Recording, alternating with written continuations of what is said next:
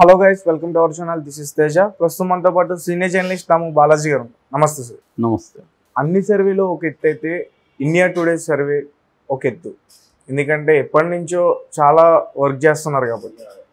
రీసెంట్గా వాళ్ళు తెలుగుదేశం కూటమికి అనుకూలంగా ఇవ్వడంతో వైఎస్ఆర్సీపీ పార్టీ వాళ్ళని డైరెక్ట్గా అటాక్ చేస్తారు.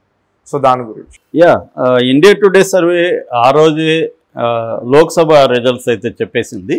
అయితే వన్ డే లేట్గా నిన్న ఇక్కడ ఆంధ్రప్రదేశ్కి సంబంధించి అసెంబ్లీ రిజల్ట్స్ కూడా ఎగ్జిట్ పోల్ రిలీజ్ చేసింది నిన్న. సో ముందు ఇండియా టుడే ఏం చెప్పిందనేది చూద్దాం. India today, axis my India ఈ రెండు కలిసి చేశాయి. సో ఇండియా టుడే ఏం చెప్తుందంటే ఆంధ్రప్రదేశ్లో కూటమి అధికారంలోకి వస్తుందనేది ఇండియా టుడే క్లియర్గా చెప్పింది. కూటమికి విడగొట్టి చెప్పింది. అది కూటమికి 98 నుంచి టోటల్గా 120 వస్తాయని చెప్పింది. సో గవర్నమెంట్ ఫామ్ చేయడానికి ఇబ్బంది లేదని చెప్పింది. ఈ 98 నుంచి 120లో మళ్ళీ బ్రేక్ డౌన్ చేస్తే టీడీపీకి 78 నుంచి 96, అంటే కంఫర్టబుల్గా టీడీపీనే ఇండిపెండెంట్గా గవర్నమెంట్ ఫామ్ చేసే పరిస్థితి ఉంది.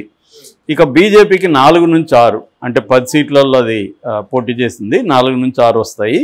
జనసేనకు 16 నుంచి 18, అది పోటీ చేసిందే 21 కాబట్టి 21లో మ్యాక్సిమం సీట్లు జనసేన, అంటే జనసేనకు వేవ్ ఉందన్నట్టుగా ఇక్కడ చెప్తున్నారు ఆ మూడిట్లో కూడా. ఇక వైసీపీకి 55 నుంచి 77 మాత్రమే, 57 నుంచి 77కి పరిమితం అవుతుందని చెప్తున్నారు. ఇక ఎంపీ సీట్లకు వచ్చేసరికి కూటమికి 21 నుంచి 23 వస్తాయని, వైసీపీకి 2 నుంచి 4 వస్తాయని. సో ఇది ఇంకా ఘోరంగా ఉంది.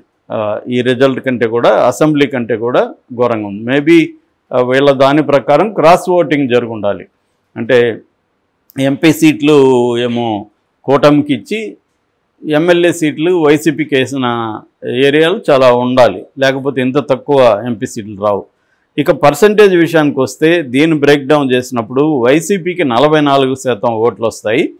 తెలుగుదేశానికి ఇండిపెండెంట్గా 42%, అంటే వైసీపీ కంటే 2% తక్కువ ఉంది తెలుగుదేశం. అయితే కూటమిలో మిగతా 2 పార్టీలు కలుపుకోవడం వల్ల అది పెరిగిందనమాట.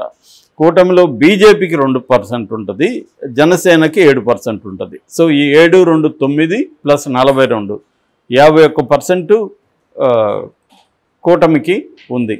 సో 44% మాత్రమే వాళ్ళకు ఉంది. ఇక కాంగ్రెస్కి 2% ఉంది, అదర్స్ ఇతరులకు 3% ఉంది. అంటే ఇండిపెండెన్స్ కావచ్చు, చిన్న చిన్న పార్టీలు చేస్తాయి కదా, వాళ్ళందరికీ కలిపి. సో దీన్ని అనలైజ్ కూడా చేశారు వీళ్ళు. ఇదేంటంటే 5 అంశాలు ఈ ఎన్నికల్ని ప్రభావితం చేశాయి అనేది వీళ్ళ అభిప్రాయం. ముఖ్యంగా వైసీపీ ఓటమికి కారణాలు 5 ఫ్యాక్టర్స్ అనేది కూడా వాళ్ళు విశ్లేషించారు. అందులో ప్రధానమైనది అప్పులు ఎక్కువ చేసేస్తాడు జగను. ఈ పథకాల కోసం అతను అప్పులు బీభత్సం చేశాడు. మొత్తం కలిపి ఇప్పుడు అప్పుడు 13,50,000 కోట్లు ఉన్నాయి అనేది చెప్పారు. అట్లాగే బీసీలను పెద్దపీట వేయడం, ముస్లింలకి 4% రిజర్వేషన్లు కంటిన్యూ చేయడం, అంటే వాళ్ళ నాన్న అది కాంగ్రెస్లో ఉన్నప్పుడే చేశారు, దాన్ని కంటిన్యూ చేసి కాపుల్ని ఇతను నెగ్లెక్ట్ చేశాడు. అందువల్ల కాపులు వైసీపీకి యాంటీగా ఓట్లేశారు అనేది 2వ అంశం. 3వది పోల్లో అంటే ఎమ్మెల్యేలకి తన సోషల్ ఇంజనీరింగ్ పేరుతో క్యాండిడేట్లని మార్చడం అనేది కూడా జగన్కి యాంటీ అయింది. అది అప్పుడే చాలామంది అన్నారు, ఇది చాలా సాహసోపేతంగా తీసుకుంటున్నాడు ఈ చర్య, ఇష్టం వచ్చినట్టుగా ఎమ్మెల్యేలను దాదాపు 80 మందిని మార్చేశాడు, మరి ఇది మంచి జరుగుతుందా చెడు జరుగుతుందా అన్న కన్ఫ్యూజన్లు ఎక్కువ ఉన్నారు. ఖచ్చితంగా అది చెడ్డే జరిగిందనేది వీళ్ళ విశ్లేషణ. ఇక 4వ అంశము చంద్రబాబును అరెస్ట్ చేయడం అనేది చంద్రబాబు మీద సానుభూతి క్రియేట్ చేసింది. ఒక చంద్రబాబు మీద ఒక వేవ్ ఉందని చెప్తున్నారు వీళ్ళు, సానుభూతి వేవ్ ఉందని. సో అది 4వ అంశం. 5వ అంశము ఈ 3 పార్టీలు కలవడం వల్ల, టీడీపీ, జనసేన, బీజేపీ కలవడం వల్ల ముగ్గురి ఓటింగ్ పర్సంటేజ్ ఏదైతే ఉందో ఓట్ షేరు, అది ముగ్గురిది ఇన్వైట్ అవ్వడం వల్ల వీళ్ళకి 51% వచ్చింది. సో ఈ 5 అంశాల వల్ల జగన్ ఓడిపోతున్నాడు అనేది ప్రధానంగా వాళ్ళు చెప్తున్నారు.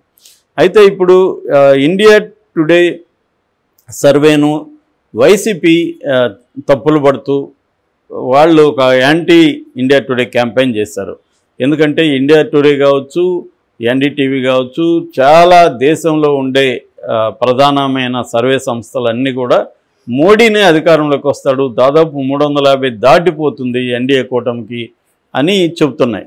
దీనికి కారణం ఏంటంటే నేను ఇందాక వేరే వీడియోలో చెప్పినట్టుగా ఈ ఎగ్జిట్ పోల్స్లో మేమే వస్తామని చెప్పించుకోవడం ద్వారా అధికార యంత్రాంగాన్ని తమకు అనుకూలంగా మలుచుకొని కౌంటింగ్ టైంలో మ్యానిపులేట్ చేయొచ్చు. ఎందుకంటే చాలా చోట్ల టైట్ వ్యవహారం ఉంటుంది. టైట్ నువ్వా నేనన్న ఒక పోటీ ఉన్న చోట 1000-2000 ఓట్లు మ్యానిపులేట్ చేసినా కూడా అది it makes a lot of difference. So ఈ డిఫరెన్స్ క్రియేట్ చేయాలంటే యంత్రాంగానికి అంతా కూడా నమ్మించాలి. అట్లాగే తమ క్యాడర్ కావచ్చు, నాయకుల్లో కావచ్చు ఒక విశ్వాసాన్ని నింపాలి. ధైర్యంగా మనం ఫైట్ చేద్దాం, మనమే గెలుస్తున్నాం. చంద్రబాబు కూడా అదే నిన్న గైడ్ చేస్తున్నాడు, మనమే రాబోతున్నాం, మీరు గట్టిగా పోరాడండి కౌంటింగ్ అప్పుడు అని. అదే వాళ్ళు కూడా చెప్తున్నారు, సజ్జల కూడా మనమే రాబోతున్నాం, గట్టిగా పోరాడండి.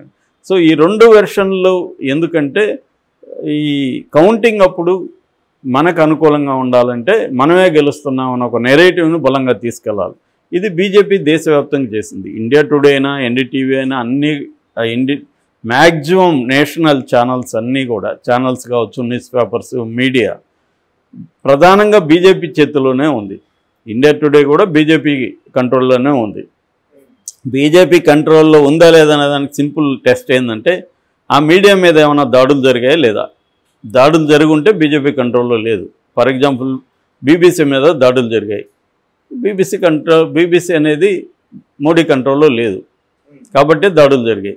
తమకు అనుకూలంగా లేని మీడియా మీద దాడులు చేయించడం, తమకు అనుకూలంగా లేదా వాళ్ళని ప్రెజర్ చేసి డబ్బులతో లొంగకపోతే భయంతో వాళ్ళని ప్రెజర్ చేయడం, ఇది మోడీ అనుసరిస్తున్న టెక్నిక్. దీన్ని ఎప్పటి నుంచో క్యారెట్ అండ్ స్టిక్ పాలసీ అంటారు.